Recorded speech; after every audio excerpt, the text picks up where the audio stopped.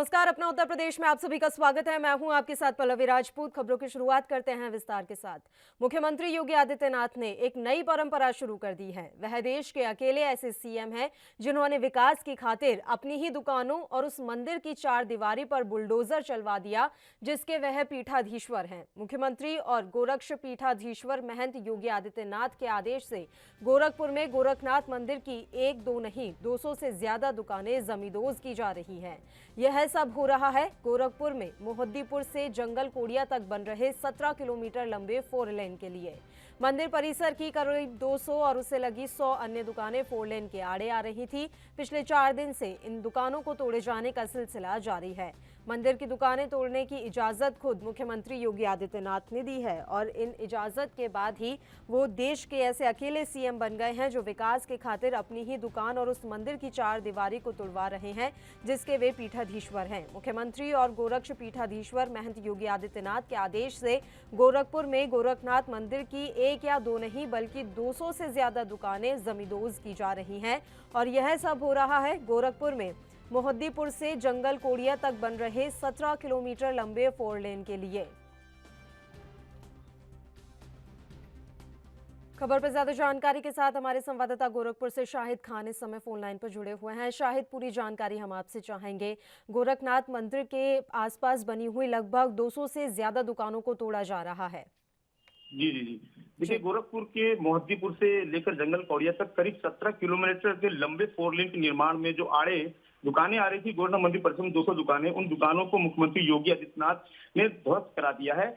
और इसके पहले भी मुख्यमंत्री योगी आदित्यनाथ ने राजधर्म के लिए बहुत से जो है उन्होंने बलिदान किया है। जैसे अभी कुछ दिन पूर्व ही मुख्यमंत्री योगी आदित्यनाथ के पिता का जब मृत्यु हो गई थी तो वो उनके अंतिम संस्कार होने गए थे। वहीं गोरखपुर में जो दुकानें ध्वस्त हुई उन्होंने इस चीज का प्रमाण भी दिया है कि जो 4 लेन बन रही है, कुछ लोग जो उनका मकान भी इस रास्ते में आड़े आ रहा है, एक उन्होंने मिसाल काम की है कि उन लोगों को भी देख करके इस चीज का जो है मिलना चाहिए जो है सबक की। हाँ, उन्होंने मुख्यमंत्री ने अपने ही मंदिर परिषद मठ परिषद की जो दुकानें 200 पड़ रही थी रास्ते में उनको तोड़ने का काम किया है।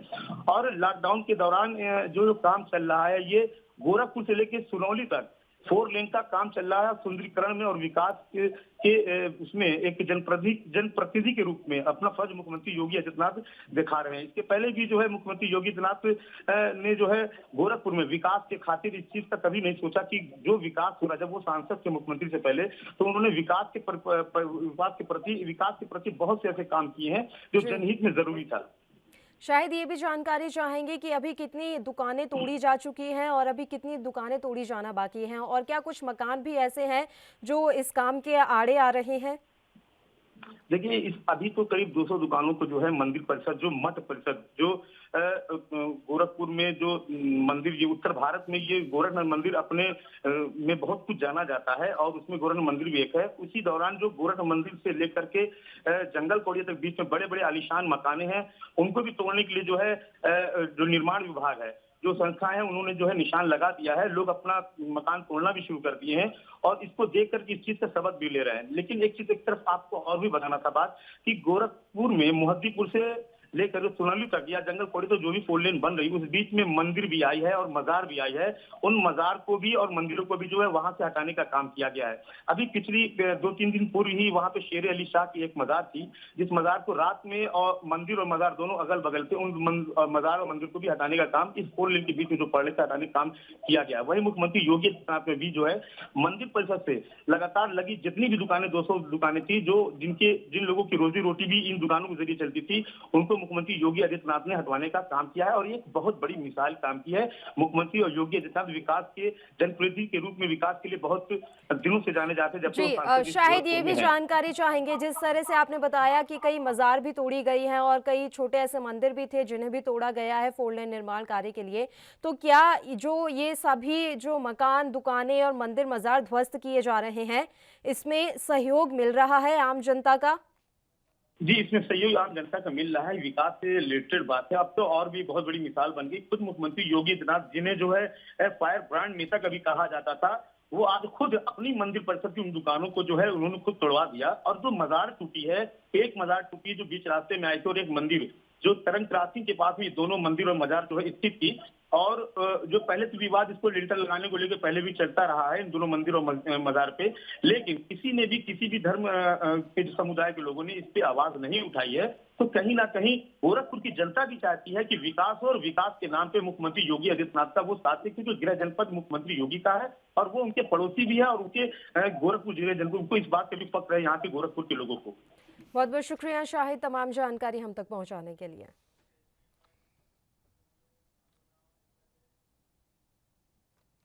और वहीं मुख्यमंत्री योगी आदित्यनाथ को जान से मारने की धमकी मिली है। आपातकालीन नंबर 112 के व्हाट्सएप पर यह धमकी दी गई। व्हाट्सएप के इस धमकी भरे मैसेज में सीएम को एक विशेष समुदाय के लिए खतरा बताया गया है। फिलहाल धमकी देने वाले की पहचान नहीं हुई है। लखनऊ के गोमती नगर पुलिस स्टेशन में केस दर्ज कर लिया गया है। मामले की जांच जारी है। दूसरी ओर अधिकारियों ने मामले को गंभीरता से लेते हुए कार्रवाई की। पुलिस ने बताया कि धमकी जिस मोबाइल नंबर से आई थी, पुलिस ने इस नंबर के आधार पर एफआईआर दर्ज कर ली है। अब रिकॉर्ड निकाला जा रहा है कि यह नंबर किसके नाम का है।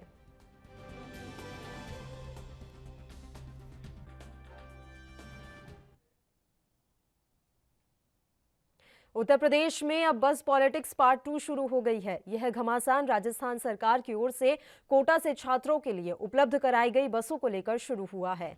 इधर यूपी सरकार ने राजस्थान सरकार की ओर से भेजे गए 36 लाख रुपए के बिल का पूरा भुगतान कर दिया। इससे पहले 19 लाख रुपए का भुगतान यूपी की बसों में डलाए गए डीजल का किया गया था। यूपी रोडवेज के एमडी राजशेखर ने बताया कि अप्रैल के मध्य में छात्रों को राजस्थान के कोटा से लाया गया था। इन छात्रों को लेने गए यूपी सरकार की कुछ बसें कम पड़ गई थी, जिसके बाद राजस्थान रोडवेज से मदद मांगी गई। उन्होंने जो बसें मुहैया कराई थी उनका बिल उन्होंने भेजा था, जिसका सरकार ने पूरा भुगतान कर दिया है।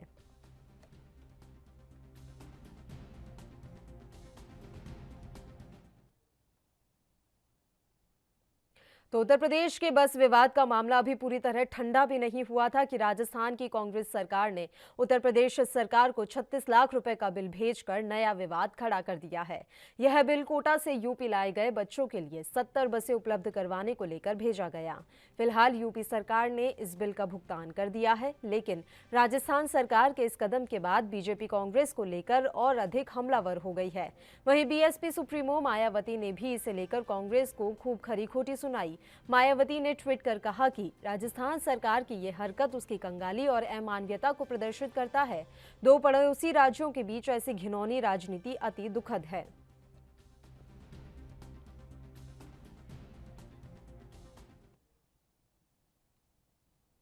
यूपी के पूर्व सीएम अखिलेश यादव ने एक सराहनीय पहल की। दरअसल अखिलेश ने सूटकेस वाले बच्चों को 1 लाख रुपए की मदद की है। बता दें कि वीडियो वायरल होने के बाद तमाम लोगों ने सरकार पर सवाल उठाए थे, लेकिन फिलहाल महोबा के इस बच्चे के परिवार को अखिलेश ने मदद भेजी है।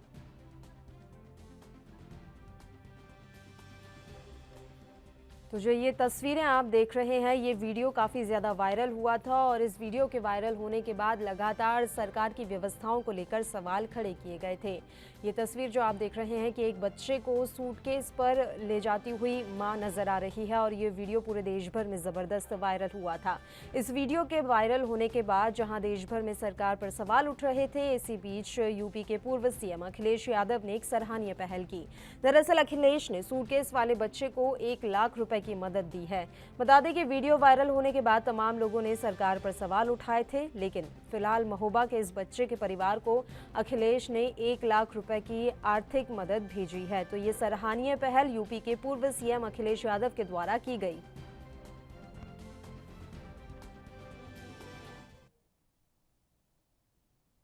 रामनगरी अयोध्या में राम जन्मभूमि मंदिर निर्माण कार्य को लेकर परिसर में चल रहे समतलीकरण के दौरान मिले प्राचीन अवशेषों को लेकर बीजेपी के पूर्व सांसद डॉक्टर रामविलास दास वेदांती ने बड़ा दावा किया है।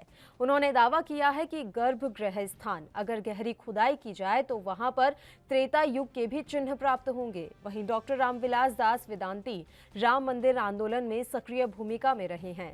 राम जन्मभूमि परिसर में प्राचीन अवशेषों को लेकर उन्होंने बताया कि त्रेता युद्ध के बाद कलयुग में राजा विक्रमादित्य ने जब राम जन्मभूमि की खोज की थी तो इस तरह के अवशेष वहां से मिले थे।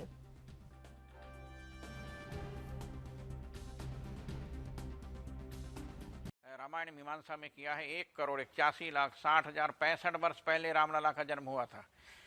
इसलिए उस काल की भूमि तो है, लेकिन उस काल के पत्थर नहीं है। पत्थर नीचे दबे हुए हैं। यदि खुदाई की जाए तो त्रेता युगीन कलाकृतियां भी राम जन्मभूमि के नीचे मिल सकती हैं, क्योंकि राम जन्मभूमि के पीछे बहुत बड़ी खाई है, लगभग 50 फुट गहरा है। उसके सामने से नीचे खुदाई करने के बाद राजा दशरथ ने भगवान राम के नाम पर जो मंदिर बनवाया था, उस मंदिर का पूरा दृश्य सामने प्रस्तुत हो जाता है। और अभी जो खुदाई में अवशेष मिले हैं, ये अवशेष जब ढांचा टूटा था तब भी मिला था, जो राम कथा कुंज में संग्रहालय के रूप में रखा हुआ है। लेकिन बाबरी मस्जिद एक्शन कमेटी के लोगों ने, सुन्नी वक्फ बोर्ड के लोगों ने उसको स्वीकार नहीं किया, कहा ये विश्व हिंदू परिषद के लोगों ने ला करके यहाँ रख दिया है। लेकिन अब तो खुदाई हो रही है, सारा विश्व देख रहा है, सारी देश की जनता देख रही है, हिंदू देख रहा है, मुसलमान देख रहा है, सिख ईसाई सब देख रहा है। इसलिए अब इस विवाद को सदा सदा के लिए खत्म कर देना चाहिए और सबको स्वीकार करना चाहिए कि जहां रामलला विराजमान है वही राम की जन्मभूमि है।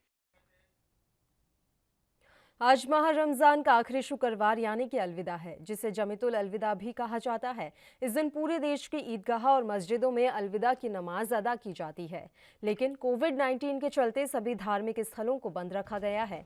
ऐसे में इतिहास में पहली बार है जब लखनऊ का प्रसिद्ध ईदगाह अलविदा के दिन सूना सा नजर आ रहा है। लखनऊ से हमारे संवाददाता पुनीत मोहन ने अलविदा के दिन ईदगाह का जायजा लिया और प्रसिद्ध मुस्लिम धर्म गुरु मौलाना खालिद रशीद फिरंगी महली से जाना कि आखिर कैसे इस बार घर पर ईद की नमाज अदा कराई जाए, क्या नियम रहेंगे।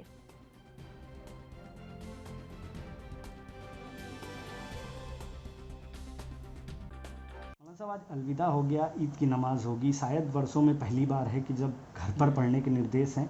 किस तरीके से नमाज पढ़ी जाए जो नमाज कबूल हो, क्या नियम रहेंगे इसके? नहीं, आप लोगों ने देखा कि आज रमज़ान मुबारक के आखिरी जुमे में भी लोगों ने अपने घरों पर ही नमाज़ें अदा की और जो 4 से 5 लोग मस्जिदों में रहते हैं उन्हीं ने से मस्जिद में आज की नमाज अदा की है। और सभी लोगों ने लॉकडाउन के रूल रेगुलेशन पर उलमा की अपीलों पर पूरी तरीके से अमल किया और उम्मीद है कि इंशाअल्लाह ईद में भी इसी तरीक़े को फॉलो किया जाएगा। ये हकीकत है कि ईद के मौके पर सभी लोग सुबह सवेरे से नहा धो कर के नए कपड़े पहन के बड़े बूढ़े बच्चे सब ईदगाहों और मस्जिदों में जाते थे और लाखों की तादाद में लोग नमाज़ पढ़ते और खुशियाँ मनाते थे। लेकिन ज़िंदगी में शायद ये पहली मर्तबा हो रहा है जबकि ईदगाह भी और मस्जिदें भी सूनी रहेंगी और लोगों से यही अपील की गई है कि लोग जो 4 से 5 लोग मस्जिदों में हैं सिर्फ वही नमाज अदा करें, बाकी लोग अपने अपने घर पर ही नमाज अदा करें और अल्लाह से दुआ करें कि अल्लाह अपने मुल्क से और पूरी दुनिया से कोविड-19 की बीमारी का ख़ात्मा कर दे। और इस मौके पर आवाम से भी अपील की गई है कि जिसकी फैमिली का जो भी ईद का बजट है उसका 50% गरीब गुरबा में तकसीम करें और ना कोई किसी के गले मिले, ना किसी से हाथ मिलाए और अपने बल्कि मोबाइल और सोशल मीडिया के ज़रिए से ही अपने दोस्तों और रिश्तेदारों को ईद की मुबारकबाद दें और जिससे कि इस बीमारी से लड़ने में हम लोगों को सबको और ताकत मिले। माह रमज़ान का आखिरी अलविदा, जिसे जमीतुल अलविदा भी कहा जाता है, यानी कि आखिरी शुक्रवार, और आज के दिन अलविदा की नमाज पूरे देश में सभी ईदगाहों में और सभी मस्जिदों में पढ़ाई जाती है। इस समय हम लखनऊ के प्रसिद्ध ईदगाह में खड़े हैं और आप जो मेरे सामने मस्जिद देख रहे हैं ये प्रसिद्ध ईदगाह की मस्जिद है। यहाँ पर ही अलविदा की नमाज़ पढ़ाई जाती है और जो खाली मैदान आप मेरे सामने ये देख रहे हैं, शायद इतिहास में ये पहली बार होगा जब ये मैदान खाली है, क्योंकि अलविदा के दिन यहाँ पर नमाजियों की भीड़ रहती थी और यहाँ पैर रखने की जगह नहीं रहती थी। खचाखच नमाजियों से ये पूरा मैदान भरा रहता था। नमाज़ पढ़ने के लिए लोग यहाँ पर आते थे और जो कॉर्नर पर आपको पीला चैम्बर जैसा देख रहे हैं वहाँ पर खड़े होकर के मौलाना साहब नमाज़ पढ़ाते थे और उनके साथ यहाँ पर नमाजी नमाज़ पढ़ते थे। खचाखच भीड़ से पूरा ईदगाह भरा रहता था। लोग अलविदा की नमाज़ पढ़ते थे और एक दूसरे को बधाइयाँ देते थे। सेम ऐसा ही प्रोसीजर, यही नियम ईद वाले दिन होता था। लोग सुबह नए कपड़े पहनकर यहाँ पर आते थे और ईद की नमाज़ अदा करते थे। उसके बाद गले लगकर एक दूसरे को ईद की बधाइयाँ देते थे। लेकिन अब की बार कोविड-19 के चलते मौलाना अपील कर रहे हैं लगातार कि गले ना मिलिए, सोशल मीडिया का प्रयोग करिए, व्हाट्सएप और फेसबुक के माध्यम से ईद की बधाइयाँ दीजिए, क्योंकि कोविड-19 से हमारी लड़ाई है और कोविड-19 से बचाव का एक ही तरीका है सोशल डिस्टेंसिंग। ऐसे में ईद वाले दिन गले नहीं मिलना है, लोगों से हाथ नहीं मिलाना है और सिर्फ ईद की बधाई देनी है। सोशल मीडिया और व्हाट्सएप का ज़्यादा से ज़्यादा उपयोग करना है, क्योंकि कोविड-19 पर हमें विजय पानी है। और ज़रूरी ना हो तो बाज़ार में ना जाएं, क्योंकि जिस तरीके से अलविदा की रात को या फिर चांद रात की रात को बाज़ारों में एक रौनक देखने को मिलती थी, खचाखच बाज़ार भरे रहते थे, अब की बार रमज़ान माह की शुरुआत से ही मौलाना लगातार अपील कर रहे हैं कि अब की ना तो चांद रात होगी, ना ही अलविदा की रात को कोई बाज़ार में जाएगा, और अधिकांश बाज़ार बंद भी हैं। ऐसे में आप लोग अगर ज़रूरत नहीं है तो बाज़ार मत जाइए, नए कपड़े इस बार ईद में मत खरीदिए और सादगी से इस ईद को मनाइए, क्योंकि हमें कोविड-19 पर विजय पानी है। कैमरा पर्सन हमजा के साथ पुनीत मोहन, ANB न्यूज़, लखनऊ। लखनऊ में फंसे लोगों के लिए राहत की खबर सामने आई है। दरअसल जिला प्रशासन ने लॉकडाउन के चलते लखनऊ में अन्य राज्यों के फंसे लोगों के लिए रजिस्ट्रेशन शुरू कर दिए हैं। जिला प्रशासन ने रजिस्ट्रेशन की डेट भी जारी कर दी है। लोग रजिस्ट्रेशन करवाकर अब अपने घर तक पहुंच सकेंगे।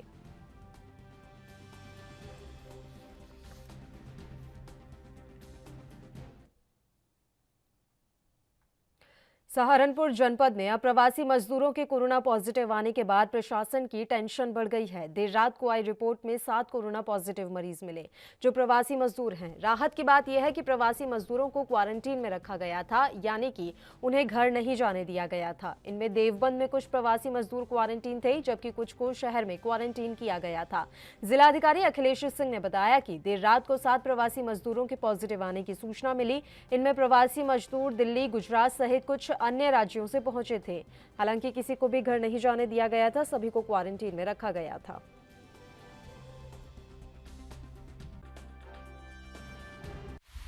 देखिए, जनपद सहारनपुर में अभी जो एक्टिव केसेस हैं उनकी संख्या टोटल 23 है और कुल केसेस की संख्या 212 है। कल यहाँ पर जनपद में 7 नए केसेस रिपोर्ट किए गए हैं, जिसमें से 3 केसेस दिल्ली से लौटे हुए श्रमिक के हैं, 2 केसेस महाराष्ट्र से लौटे हुए श्रमिक के हैं और 2 केसेस गुजरात से लौटे हुए श्रमिक के हैं। इसलिए जो नए 7 केसेज आए हैं वो हम लोगों के जो माइग्रेशन के कारण जो लोग बाहर से आ रहे हैं उनको हम लोगों ने यहाँ अपने क्वारंटीन फैसिलिटी में रखा था और उनकी सैंपलिंग कराई थी, तो वो उन्हीं लोगों के हैं। और उन लोगों को चूँकि हम लोगों ने अपने क्वारंटीन व्यवस्था में रखा है, इसलिए उनसे किसी फर्दर जो आगे संक्रमण की संभावना नहीं है। ताजनगरी आगरा में लॉकडाउन 4 के दौरान आगरा पुलिस सख्त नजर आ रही है। अलविदा की नमाज और हॉटस्पॉट क्षेत्रों के लिए रैपिड एक्शन टीम बनाई गई है। वहीं लॉकडाउन तोड़ने वालों पर आगरा पुलिस सख्त एक्शन लेगी। इसके लिए इस टीम को स्पेशल ट्रेनिंग भी दी गई है। ताजनगरी आगरा में लॉकडाउन 4 को लेकर अब आगरा पुलिस प्रशासन पूरी तरह से सख्त हो गया है। आपको बता दें कि आगरा पुलिस कप्तान बबलू कुमार की तरफ से आगरा में एक रैपिड एक्शन टीम का गठन किया गया है। इस टीम में टोटल 35 सदस्यों की तैनाती की गई है। ये टीम आगरा के जो हॉटस्पॉट जो इलाके बनाए गए हैं वहां पर पूरी तरह से नजर बनाए रखेगी और जो लोग लॉकडाउन 4 का पूरी तरह से उल्लंघन कर रहे हैं ये टीम उन पर सख्ती से कार्रवाई करते हुए नजर आएगी। आपको बता दें कि ईद को देखते हुए और अलविदा नमाज को देखते हुए आगरा पुलिस कप्तान की तरफ से ये टीम का गठन किया गया है। आगरा से कैमरा पर्सन अर्जुन सिंह के साथ पुष्पेंद्र शर्मा, ANB न्यूज, आगरा। औरैया में क्वारंटीन किए गए लोगों ने प्रशासन पर गंभीर आरोप लगाए हैं। उन्होंने कहा है कि यहां पर्याप्त मात्रा में भोजन नहीं मिल रहा। प्रशासन की ओर से जो भोजन उपलब्ध कराया जा रहा है उससे किसी का पेट नहीं भर रहा। वहीं स्थानीय लोग जो क्वारंटीन किए गए हैं वो दूर दराज घरों से भोजन मंगवा रहे हैं। क्वारंटाइन किए गए लोगों ने सफाई व्यवस्था पर भी कई तरह के सवाल उठाए हैं और साथ ही खाने को लेकर उन्होंने सवाल किए हैं कि यहाँ पर जो भी खाना आ रहा है उससे लोगों का पेट नहीं भर पा रहा है।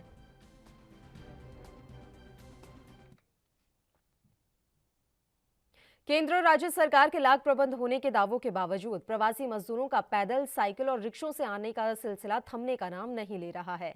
ऐसा ही एक मामला अमेठी में देखने को मिला, जहां पर चिलचिलाती धूप में रिक्शा चालक सरजू अपनी पत्नी अनीता और 1.5 साल की बेटी रिया को गुड़गांव से रिक्शे पर बिठाकर अमेठी पहुंचा। पत्नी 4 माह के गर्भ से है। खुद सरजू और पत्नी को आधे से अधिक सफर भूखे पेट गुजारना पड़ा, लेकिन मासूम बच्ची भूख से ना तड़पे इसका सूरज ने प्रबंध कर रखा था। रास्ते में जहां बेटी को भूख लगती, पिता सूरज दूध की बोतल में दूध बनाकर पिलाता और फिर आगे बढ़ जाता।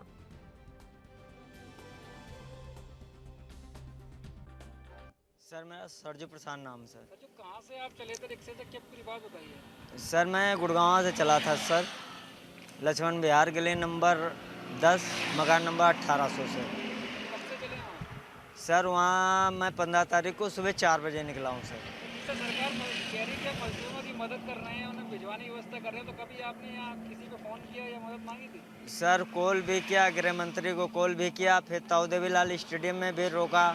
वहाँ पे 7 दिन तक थे वहाँ पे, बस की कोई सेवा नहीं सर। फिर सर वहाँ से मैं चल दिया। आने के बाद में सर मैं परवल आ गया, यूपी बॉर्डर आ गया सर। वहाँ आने के बाद में सर ट्रक वाले ने 3500 रुपये मेरे को मांगा कानपुर तक का सर, और मेरे पास सर गरीब आदमी में 3500 रुपये नहीं थे सर, इसीलिए सर मैं रिक्शे से सोचा।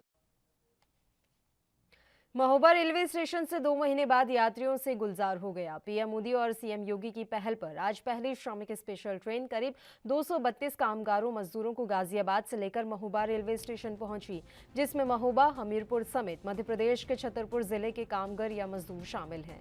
इन सभी मजदूरों की देखरेख के लिए डीएम समेत तमाम आलाधिकारी और पुलिस रेलवे स्टेशन पर मौजूद रही।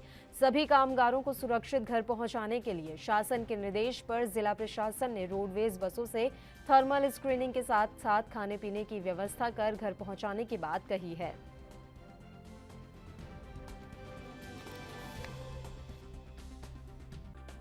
मकान मालिक किराया वैसे चल रहा था और काम धाम कुछ नहीं था, घर में बैठे थे, तो वादा उनका भी काम चल रहा था, इसलिए से आना पड़ा। क्या काम करते थे दिल्ली में? पढ़ाई भी करते थे और जॉब भी करते थे। कितने बजे चले थे कल आप लोग? कितने बजे चले थे कल दिल्ली से? कल हम चले थे सुबह से। गाजियाबाद से आए, धर्मपुरा जटाशंकर।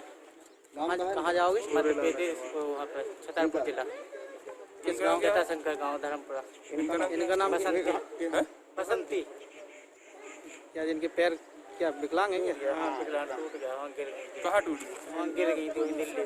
कैसे? आने में? पैर खिसक गया। 3 महीना हो गया आने में? हाँ ना, पहले ही हो गया। 3 महीना हो गया। माँ है तुम्हारी? दादी है हमारी। तुम्हारा नाम क्या है? गोरेलाल। क्या काम करते हो आप? राजमिस्त्री का। हैं? राजमिस्त्री का। और जी कौन?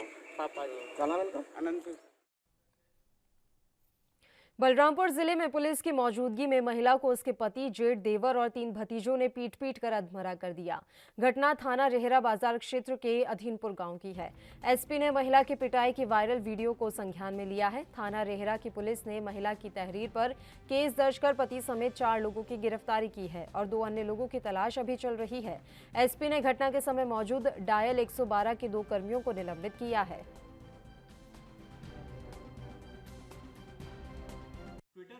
जनपद बलरामपुर के थाना रेहरा बाजार का एक वीडियो वायरल हो रहा है, जिस वीडियो में एक सड़क के किनारे एक महिला को कुछ लोग बहुत ही बुरी तरह से मार पीट रहे हैं। इस वीडियो में ये भी दिखाया गया है कि वहाँ पर कुछ पुलिसकर्मी भी मौजूद हैं जो किसी प्रकार की कोई कार्रवाई नहीं कर रहे हैं। इस प्रकरण का तत्काल संज्ञान लिया गया और इसमें जब पुलिस ने छानबीन की तो ये जानकारी मिली कि इस महिला को उसका पति, उसका जेठ, उसका देवर और जेठ के 3 लड़के, 6 लोगों ने मिल करके बहुत बुरी तरह से मारा पीटा है।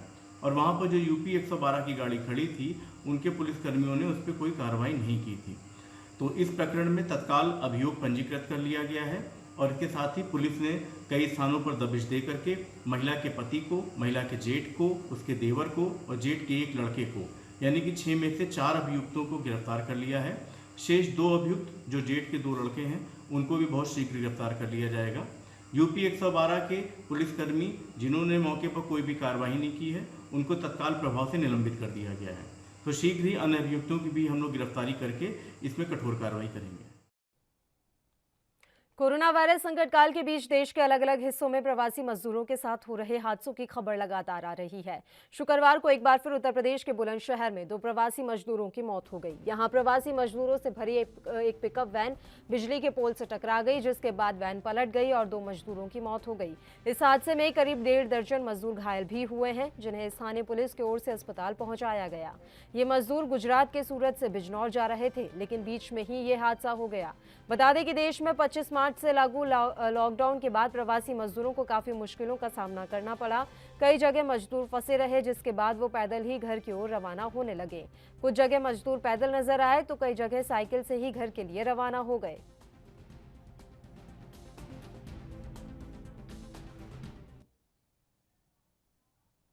जहां एक तरफ पूरा देश कोरोना वायरस को लेकर लॉकडाउन है, वहीं प्रवासी मजदूर अपने अपने घरों तक पहुंचने के लिए बेताब हैं। वहीं प्रदेश सरकार इन प्रवासी मजदूरों को रोडवेज बसों के जरिए उनके घरों तक पहुंचा रही है। जनपद मैनपुरी के कस्बा करहल, जो कि राजनीतिक गढ़ माना जाता है, वहां पर आने जाने वाले प्रवासी मजदूरों को रोडवेज बसों और ट्रकों के अलावा अन्य छोटे मोटे वाहनों से जा रहे प्रवासियों को रोककर उन्हें एसडीएम करहल रतन वर्मा के नेतृत्व में समाजसेवी जलपान ग्रहण करा रहे हैं।